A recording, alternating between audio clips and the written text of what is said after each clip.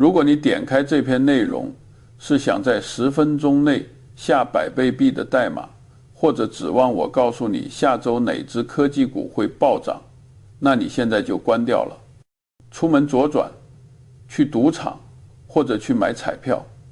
那里的概率虽然令人茫然，但至少比你那些傻瓜的股市要诚信部分。在旁边，输叫娱乐，在股市里，输钱叫交学费，这学费通常是你一生的积蓄，而且你什么也学不到。我这辈子在指示墙上看到的最可笑、最令人作呕的事情，就是一群智商的人试图用那些复杂的数学模型去预测不可预测的未来。他们以为自己在投资，其实他们在玩抢椅子的游戏。他们像着了魔一样追击电脑屏幕上跳动的红绿数字，以为那是财富的密码，实际上那是让他们接续的倒计时。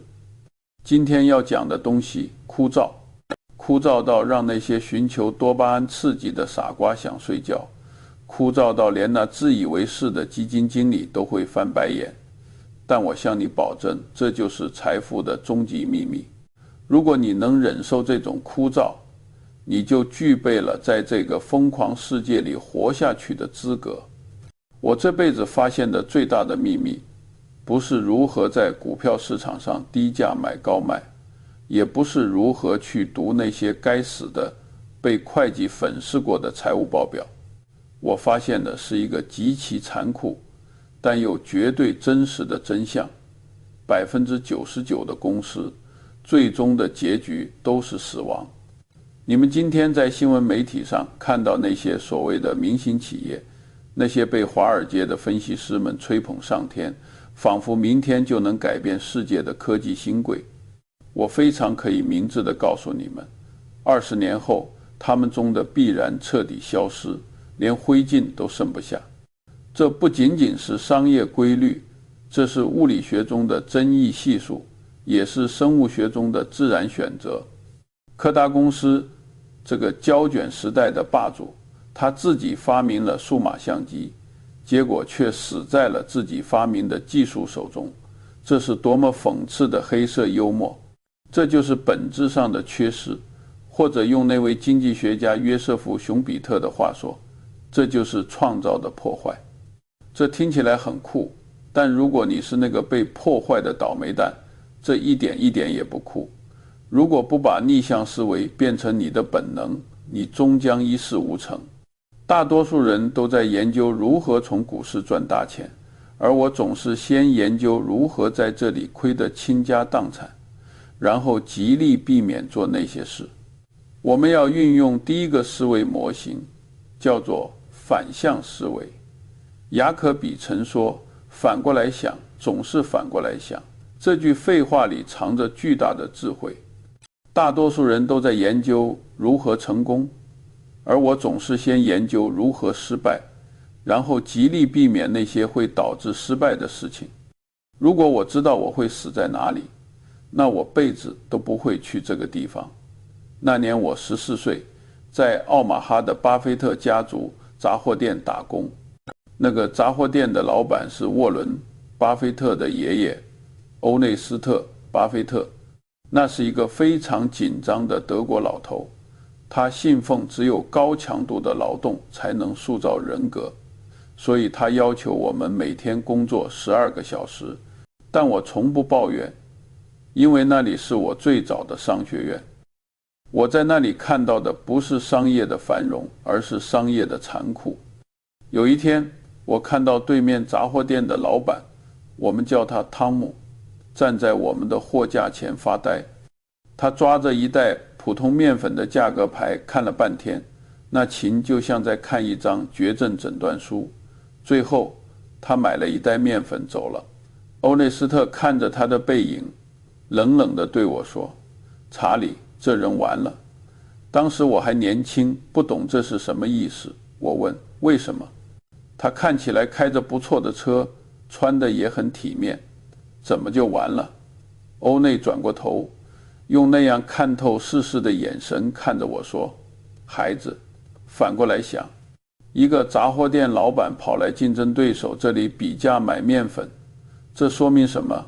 说明他的进货渠道产生了问题，说明他的贸易可能断定了，他在拼命比价，试图省下一个分钱。这说明他已经失去了对自己生意的控制权。果然，2个月后，汤姆的商店倒闭了，因为在他的店对面新开了一家大型连锁超市，那家超市的价格比他便宜10%，商品种类多1倍。为什么还有一个巨大的停车场？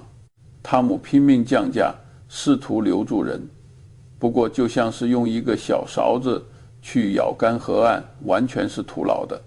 那一刻，我14岁，但我学到了这一生最重要的一课：没有护城河的生意就是裸在奔。这就是为什么后来我和沃伦从来不投那些完全竞争环境中的行业，杂货店、餐馆、服装店，毫无特色的小工厂。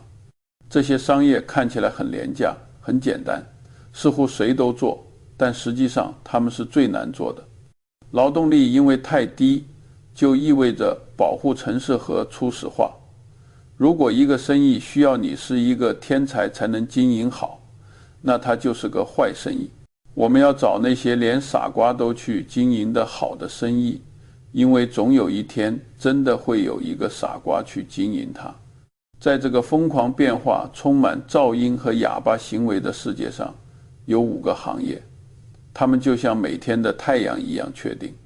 20年前它们存在，今天存在，20年后依然存在，而且会越来越值钱。这就是我们要寻找的确定性。现在，让我们来谈谈第一个从未有过的行业——保险。我在华尔街见过太多聪明人，他们精通高等数学，能算出天体运行的食谱，但他们在投资上却像个白痴，因为他们不懂得利用别人的钱。我有一个朋友叫托马斯，是个经师。上世纪70年代，他去了一个叫政府雇员保险公司的企业工作。墙壁上的所谓精英们都看不起保险业，觉得这行增长慢、无聊、算透顶，甚至有点晦气。他的同学们都去了那些当时看起来性感的科技公司，嘲笑托马斯这帮年轻人只能在角落里对着彼此表算频率。但托马斯不在乎，他对我说：“查理，我这辈子只做了一件事，就是待在一个拥有浮存金的公司。”什么是浮存金？这是大多数傻货年轻人一辈子都理解不了的概念，也是沃伦·巴菲特致富的核心秘密。一般人以为保险公司是靠收保费、减少赔款等利润这个公式来赚钱的。错，大错特错。如果你只寻保利润，那你连保险业的资金都摸不到。真正聪明的保险公司是靠浮存金赚钱的。今天买了一份车险，交了钱，但你接下来可能才出损失，甚至永远无法挽回。此时钱在保险公司报表停留的相当于时间，就是浮存金。这个客户免费借给我们数百万人，让我们去投资。你世界上还有比这更好的生意吗？这在物理学上叫杠杆，在金融学上叫作弊。这比你去银行贷款好，银行还要收你资金利息。但保险公司的客户不仅把钱借给你，也不用你付利息，甚至有时候他们借给你的钱比最后你要还的钱还多。这就是成本负的，但这有前提，你必须极度自律。很多保险公司的捞商都是蠢货，他们为了抢市场份额，不顾成本的降价，要保了一批要赔本的单子，这相当于吞下毒药来止渴。看着他们手中的增加，以为自己发财了，却忘记了这些钱将来是要还的，而且可能加倍奉还。我们不一样，如果保单不能带来积累的浮存金，我们抢一张也不签。我们有耐心的等待，就像一条在河边等待鲑鱼的棕熊。这种什么都不做的能力是投资界最稀缺的品质。在这个世界上，有两种人能利用别人的钱无成本的致富，一种是持枪的只有抢劫犯，另一种就是拥有巨额浮存金和极端理性的保险公司老板。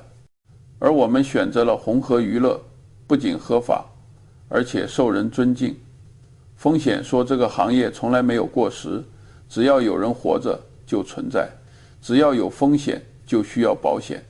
人类对死亡、疾病和事故的恐惧，从亚当和夏娃的时代以来从未有过。因为改变，这不是我的预测，这是生物学的本能，是写在人类基因里的恐惧。随着社会越来越发达，人们只能买更多的保险，因为他们害怕失去更多的东西，无论是房子、车子，还是那该死的健康。只要你有资产，你就需要保护它。这种需求是刚性的，是不随科技变化而消失的。现在科技再怎么发展，或许未来会有飞行的汽车，甚至人类移民到了火星，保险业依然会存在，而且会越来越庞大。因为只要有不确定性，人类为了寻求心安而付费。接下来是第二个行业，品牌消费。去年72年，我和沃伦看中了喜诗糖果。这是一家加利福尼亚州的巧克力公司，每年赚400万美元，卖家要价2500万。沃伦觉得太贵了，因为这家公司的账面资产只有800万。作为本杰明·格雷厄姆的学生，沃伦习惯了买那种烟蒂股，为了价格低于账面价值的便宜货。他当时的脑子里装满了有形资产的概念，觉得多花1分都是罪过。我对沃伦说，沃伦，有些东西是不在资产保管表上的。你去加利福尼亚的街头询问，情人节的时候，如果一个男人拿着一盒没有牌子的巧克力对女朋友说，亲爱的，我买了最便宜的，好像味道都差不多，你觉得他今晚有好果子吃吗？沃伦笑了，他明白了，我们买了地下喜诗糖果，然后发现了一个惊人的秘密，我们每年价格涨10%，居然没人在乎，销量不但没有跌，反而涨了。如果一家公司一定要在开董事会时祈祷竞争对手不降价，那真是个烂生意。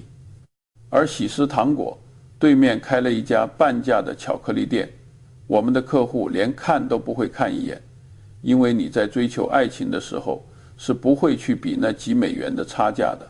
这在心理学上叫做巴甫洛夫联想。当你的那个商标时，你的大脑就已经失去多巴哈米了。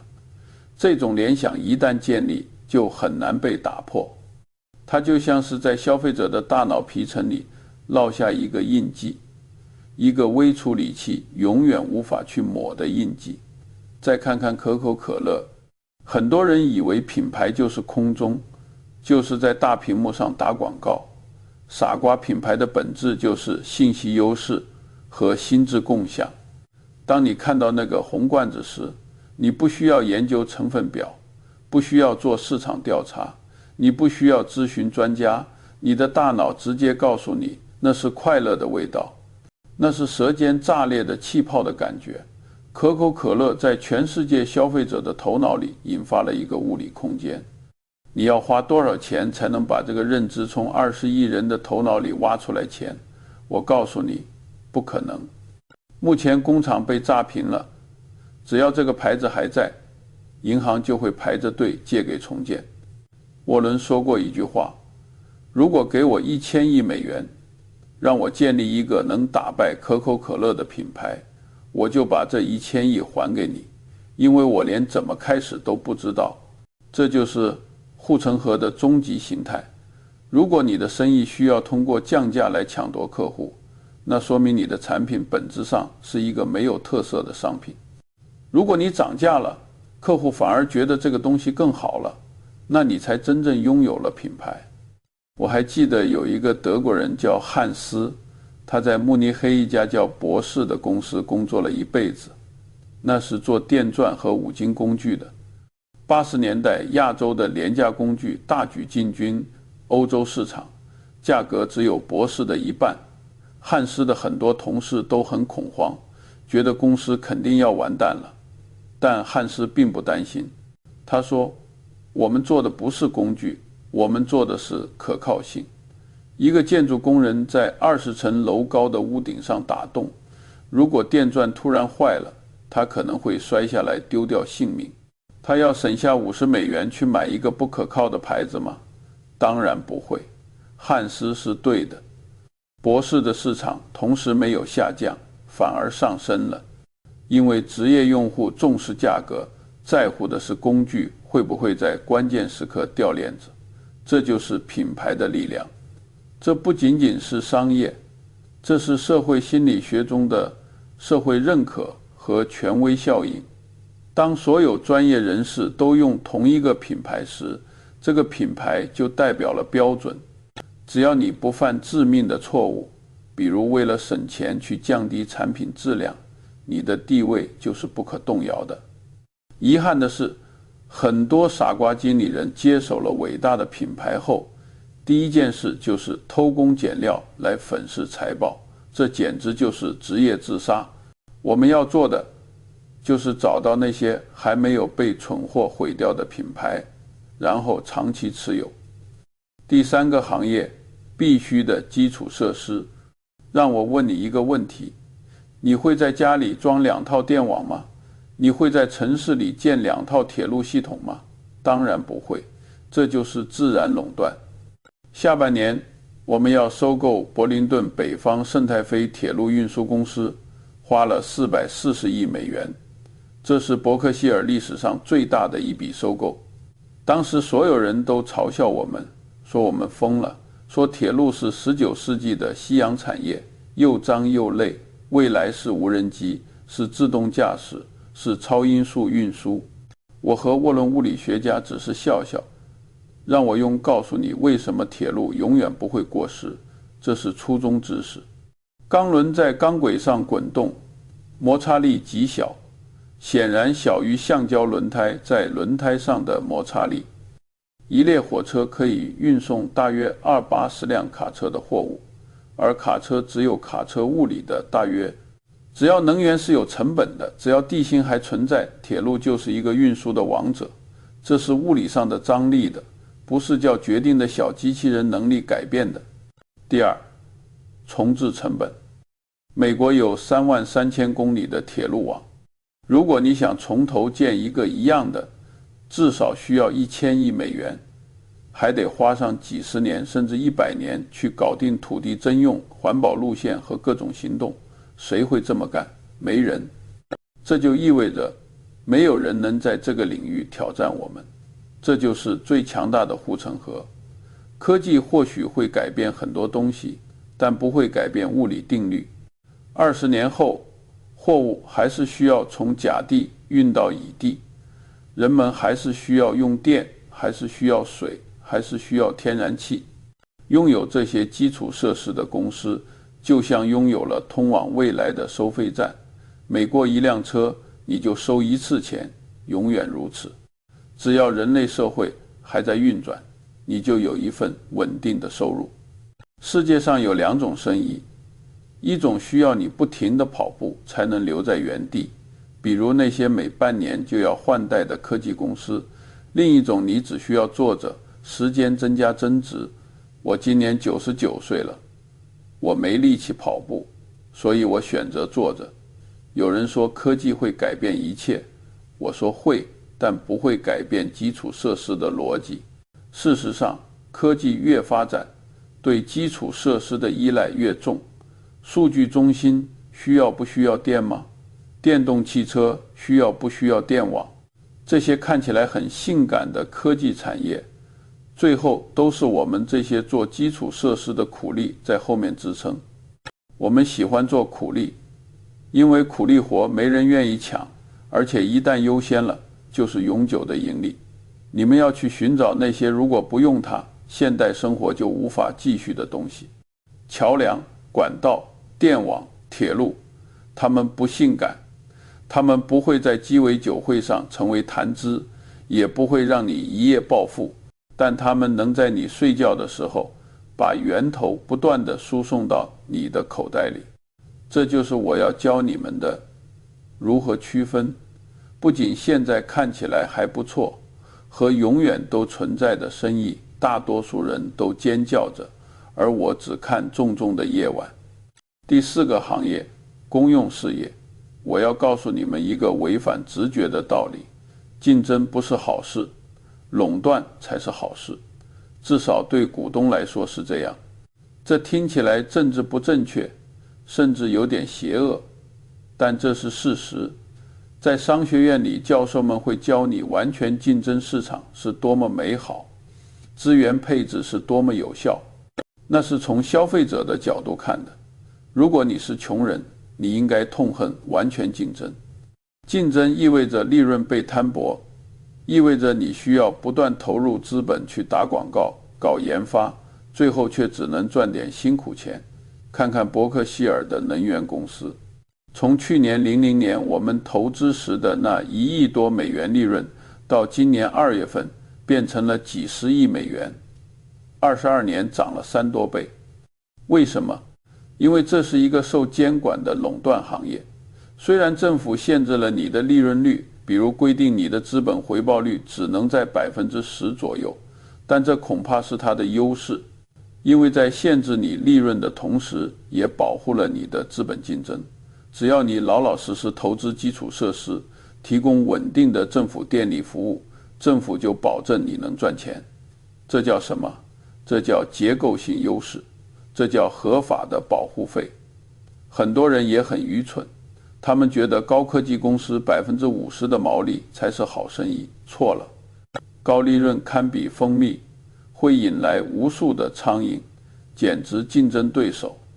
今天你赚50%，明天10个对手拿着风头巾来分你的蛋糕，把你打得头破血流，最后大家都赚不到钱。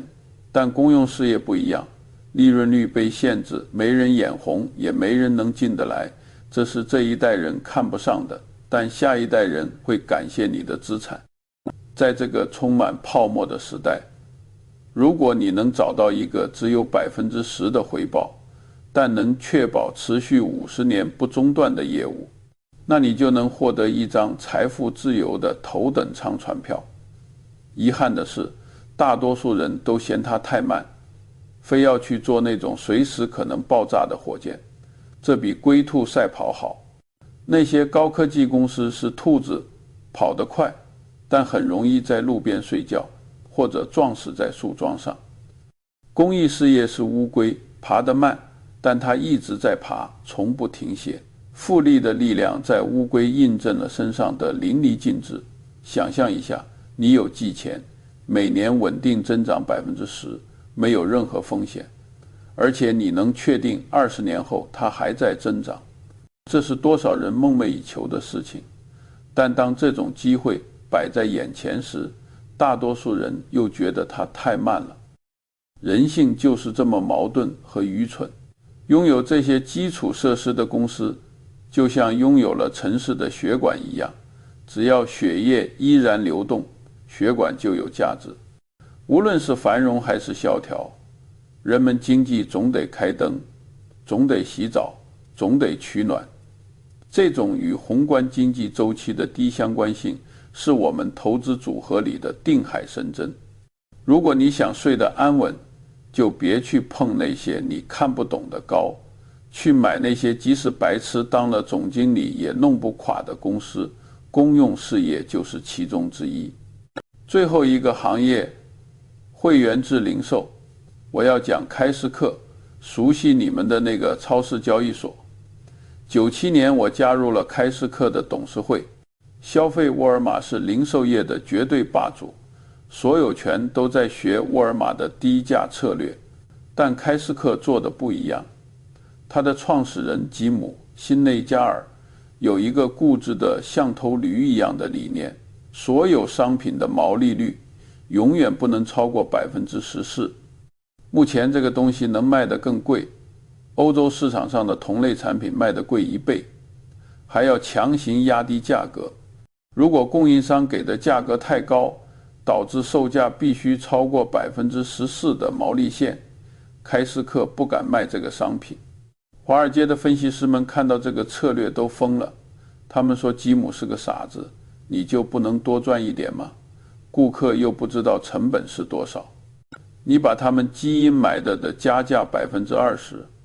但吉姆说，不，我们要的不是今年的利润，我们要的是会员一辈子的信任。开市客是会员制，你要先交$100多的年费才能进入购物。这个模式创造了一个奇迹，会员续费率超过90%。意思是一旦你成为开市客的会员，你几乎无法取消，因为这是一个基于互惠原则的心理学模型。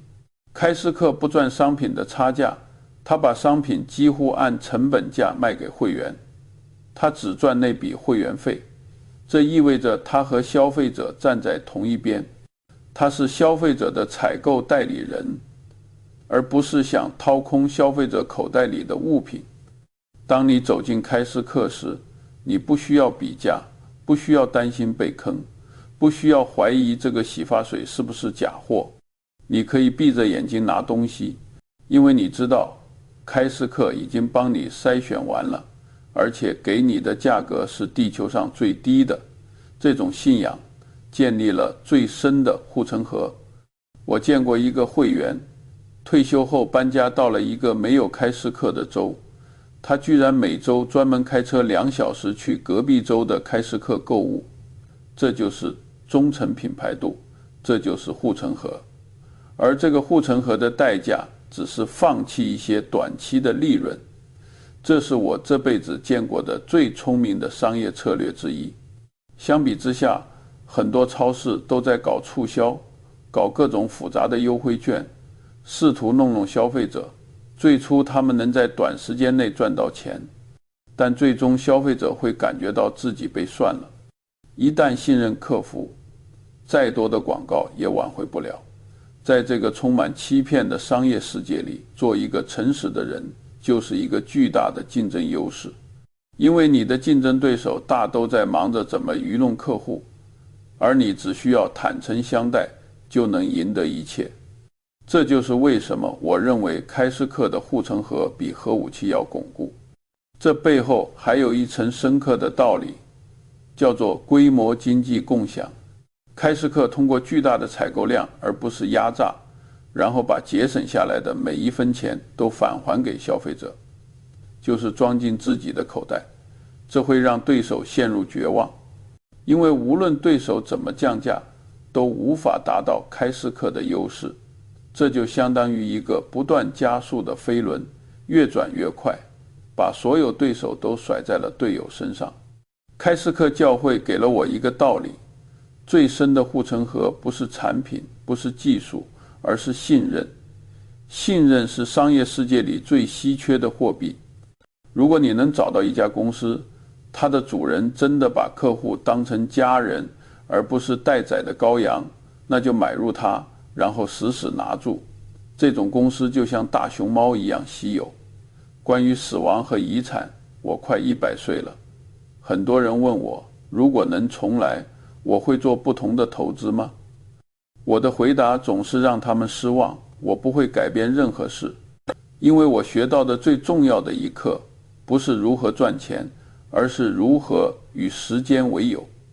这个世界充满了聪明人，他们智商160，工作20小时，精通各种复杂的金融模型，但最后却一事无成。为什么？因为他们憋不住，他们总是想抓住每一个风口，每一个机会。邻居看到在炒作虚拟货币赚了钱，他们就眼红；看到科技股涨了，他们就冲进去。这就是傻瓜，这就是疯狂。我和沃伦之所以能成功，不是因为我们比别人聪明，而是因为我们比别人更有耐心。我们找到了这5个拥有护城河的行业，然后做了一件最难的事，什么都不做。只要这5个行业的逻辑没变，我们就一直持有。我们在可口可乐上持有了30年，在喜事糖果上持有了50年，在保险公司上持有了更久。这种什么都不做的艺术其实极难掌握。正如布莱兹·帕斯卡所说，人类所有的不幸都源于他们不能在房间里安安静静地坐着。普通人想要成功，只需要理解几个简单的原理，这些原理简单到连小学生都能听懂，但执行起来却难如登天。第一，找护城河。你要明白，垄断胜过竞争，简单胜过复杂。不要去那些强手如林的行业里厮杀，要去找那些没人愿意干或者没人干得了的地方称王，去寻找那些拥有定价权、拥有浮存金、拥有自然垄断属性的公司。第二，等待必须胜过性感。不要被那些花哨的概念迷惑，要追捕那些人类必须的东西。当没来的时候，你要像鳄鱼一样潜伏不动，这需要好几年。当机会来临时，或者当优秀的公司遇到暂时的没倒市，导致股价大跌时，你要狠狠地住咬不放，投入你的全部身家。第三，复利。阿尔伯特·爱因斯坦说，复利是世界第8大奇迹，这不是开玩笑。只要你活得足够久，只要你的回报率是正的，时间会让你变得巨富，但需要长寿，所以保持健康也很重要，就这么简单。但简单并不代表容易，因为在这个浮躁的时代，常识是最不常见的东西。人们总以为有更复杂的秘诀，总以为有捷径，但我告诉你，没有捷径。如果你能听懂我今天说的话，并且能控制住自己那颗颗激动的心，去寻找并坚守这5个从来没有过的行业，那么20年后，你会感谢今天的自己。如果你听不进去，不去看那些泡沫，去玩那些击鼓传花的游戏，那么我也祝你好运。毕竟傻瓜也是需要运气的。而且如果这个世界上没有傻瓜，我们这些聪明人还能赚钱呢？我是查理·芒格。记住，反过来想，总是反过来想。我不用补充的了。